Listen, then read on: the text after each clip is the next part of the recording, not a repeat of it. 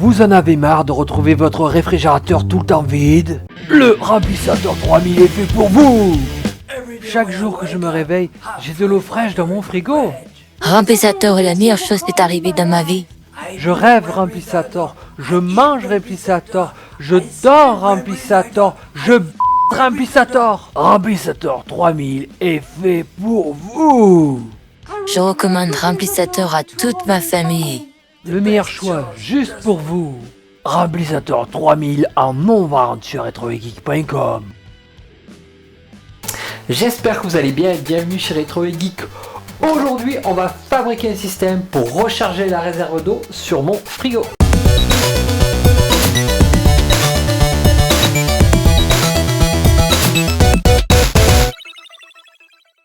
Que vous ayez ou non une réserve d'eau dans votre frigo, on va fabriquer un système pour recharger une réserve d'eau. Donc soit vous l'avez directement dans le frigo intégré, comme ceci, hop. Soit vous allez trouver dans le commerce une réserve d'eau de 5 litres, c'est des grosses bouteilles avec un système pour récupérer l'eau. Et là, vous allez pouvoir adapter le système aussi à cette bouteille.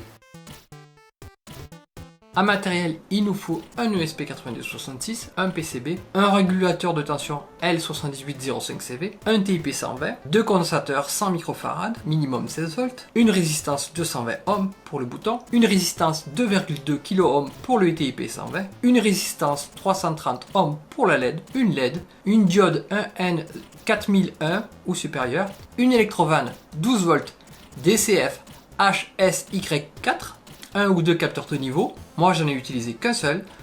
Le capteur c'est le XKC Y25V. Un bouton poussoir, un tuyau pour réfrigérateur américain, des coudes et des robinets. Une alimentation 12 volts, minimum 1 ampère. Pour ce montage on a besoin de deux alimentations. Une alimentation 12 volts et une alimentation 5 volts.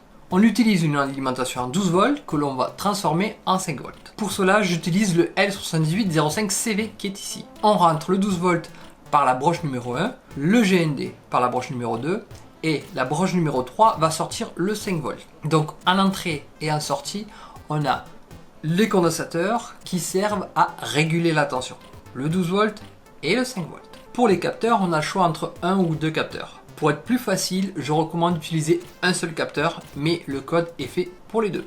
Pour les capteurs, c'est le pin D8 ici qui va être pour le capteur de niveau haut et le pin D6 pour le capteur de niveau bas. Pour l'électrovanne qui est représentée ici sous forme de moteur, elle est reliée d'un côté au 12 volts de l'alimentation et de l'autre, elle est reliée au pin 2 du TIP 120.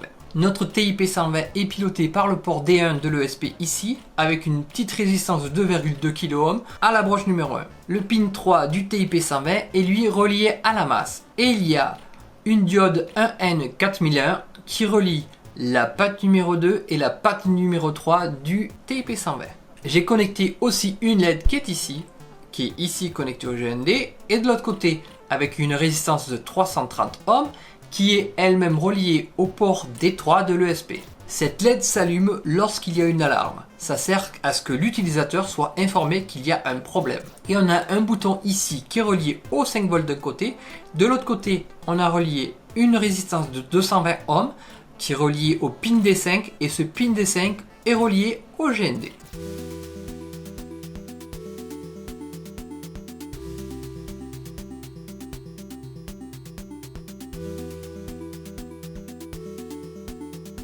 Maintenant, voyons la partie code. Si vous ne l'avez toujours pas fait, vous pouvez rajouter des cartes supplémentaires au programme Arduino. Ici l'URL que je vous donne sur le blog. Ce que j'ai prévu dans le code.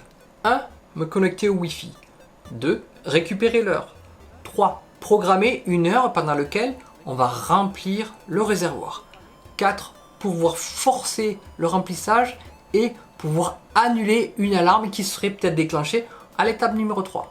Pour le code, nous avons besoin de plusieurs librairies. Les librairies Wi-Fi UDP et ESP8266 qui sont là pour gérer le Wi-Fi. La librairie NTP Client qui nous permet de synchroniser la date et l'heure. Et la librairie Arduino Timer qui nous permettra de gérer des timers dedans. On passe à la définition de nos variables pour le Wi-Fi. On a SSID et password. SSID c'est le nom du réseau Wi-Fi et le password c'est le mot de passe pour s'y connecter. On définit des variables pour les pins. Le pin D1 c'est l'électrovanne. Le pin D3 c'est la LED d'alarme. Le pin D8, c'est le capteur de niveau. Le pin D6, capteur de niveau bas si vous l'utilisez. Capteur D5, c'est le bouton pour forcer le remplissage. Ensuite, on définit le temps maximum. Ici, 60 000 secondes correspond à 1 minute. Pendant 1 minute, on va remplir. Si jamais le délai est dépassé, le remplissage va s'arrêter. Et ça va créer une alarme. Heure start et minute start, c'est à l'heure à laquelle le remplissage doit s'enclencher. Ensuite, on a la partie NTP. Les variables qu'il y a dedans le NTP, c'est pour pouvoir se connecter à l'heure de Paris et récupérer la date et l'heure de Paris. On continue avec des données pour la date et l'heure.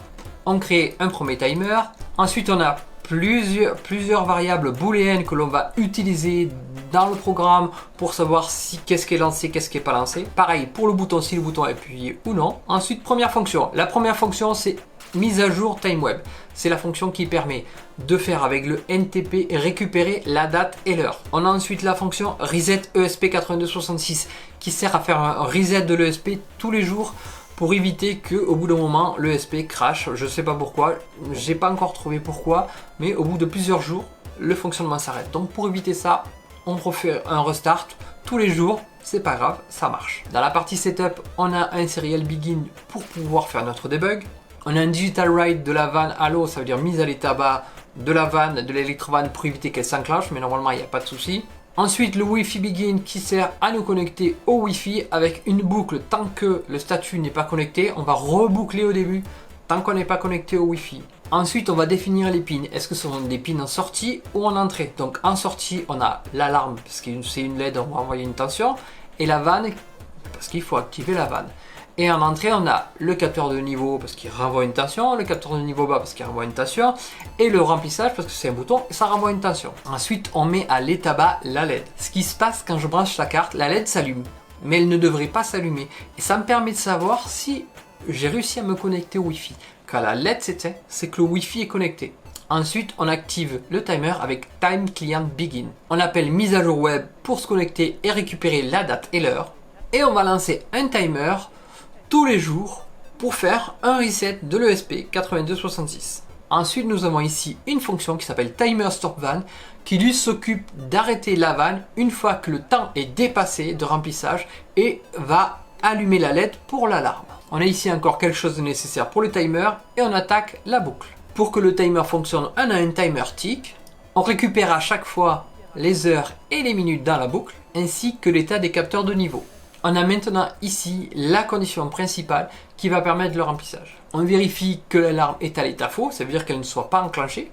La condition que l'on a ici vérifie si l'heure a été atteinte, les minutes ont été atteintes, le capteur eau est à l'état bas, ça veut dire qu'il n'y a pas d'eau au niveau, et que le timer started, c'est une variable qui permet de savoir si le timer a été enclenché, est à faux. Si c'est le cas, on remplit, on met la vanne à l'état haut et on va mettre un timer d'exécution maximale.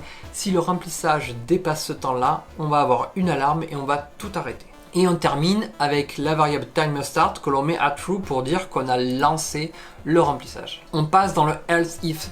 Sinon si le timer start est à true, ça veut dire que là on est passé ici et que le capteur O est à l'état haut, ça veut dire qu'on a atteint le niveau de remplissage. Alors là, qu'est-ce qu'on fait? On arrête la vanne avec digital write van pin à low. On arrête le timer started, on le met à false. Et surtout, on arrête le timer cancel. On fait timer cancel de la task qu'on a juste avant. Ça veut dire qu'on arrête la task de l'alarme et on est tranquille, on a fini le remplissage. Ici, j'ai commenté toute la partie de code pour deux capteurs. Je vous recommande d'en utiliser qu'un seul, ce sera beaucoup plus facile, mais le fait d'avoir deux capteurs, vous pouvez mettre la partie de code ou dire si jamais le capteur qui est en bas détecte qu'il n'y a plus d'eau, il va lancer un remplissage avec toutes les mêmes conditions. Si le capteur bas est à l'état bas et que le capteur haut est à l'état bas et que timer started est faux, alors on va activer la vanne avec un digital write van pin high, on va lancer un timer comme on l'a fait avant pour arrêter la vanne en cas de problème. Là on met la variable timer start à true pour dire on a commencé un timer. Reset timer à true, je ne sais plus si je l'utilise. Reset double sensor à true aussi pour après, pour dire on a lancé le remplissage avec deux capteurs. Sinon si le capteur bas est à l'état haut et si le capteur haut est à l'état haut et que Là, on a activé ici le remplissage avec 2 capteurs. Alors là, on va annuler le timer d'annulation d'alarme.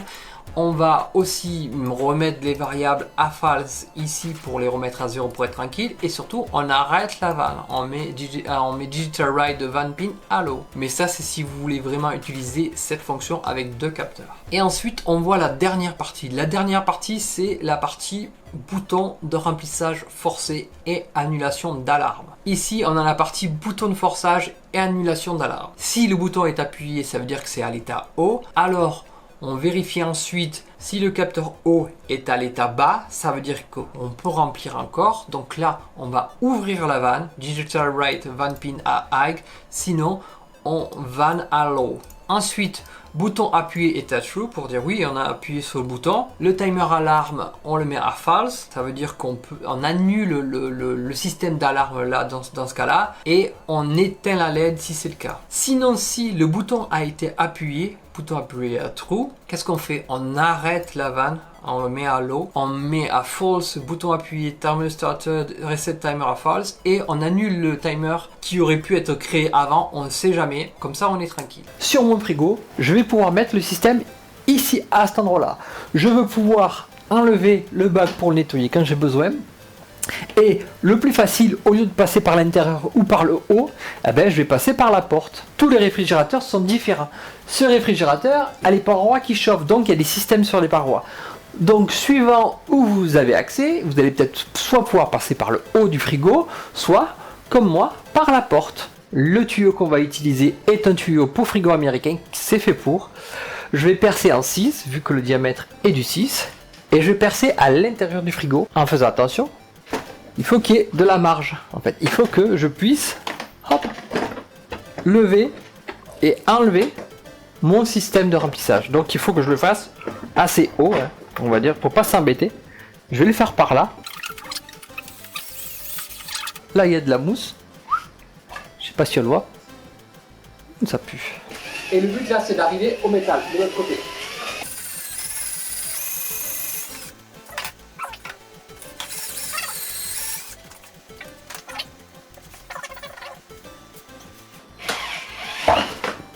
Allez, je vais aller au frigo comme un con. Donc on va le faire de l'intérieur, on termine de l'intérieur.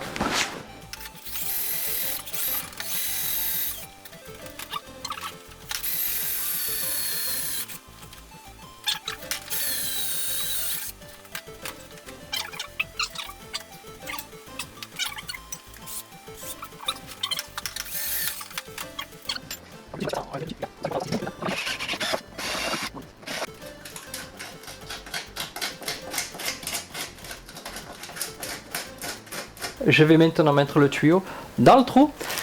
Quand vous achetez le tuyau, vous avez un kit pour pouvoir découper le tuyau avec quelques raccords, mais j'ai dû racheter des raccords pour pouvoir faire les coudes, parce qu'il va y avoir un coude à l'intérieur, un coude à l'extérieur et encore un coude à l'extérieur en haut. Donc déjà il faut 3 coudes. En haut du frigo, on va avoir besoin de jeux au niveau du tuyau pour pouvoir ouvrir et fermer la porte, et aussi pour l'électrovanne.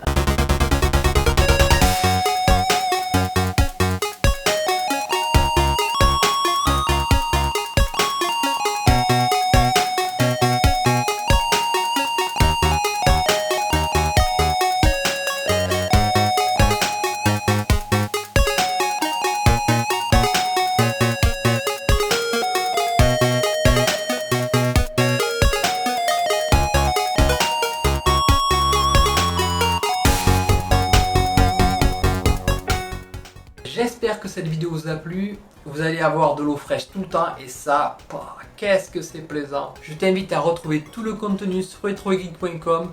Les contenus, les codes, les schémas, les liens des produits, il y a tout dessus. N'hésitez pas à liker, laisser un commentaire et surtout partager. C'est comme ça que ça fait vivre la chaîne, ça fait vivre le blog.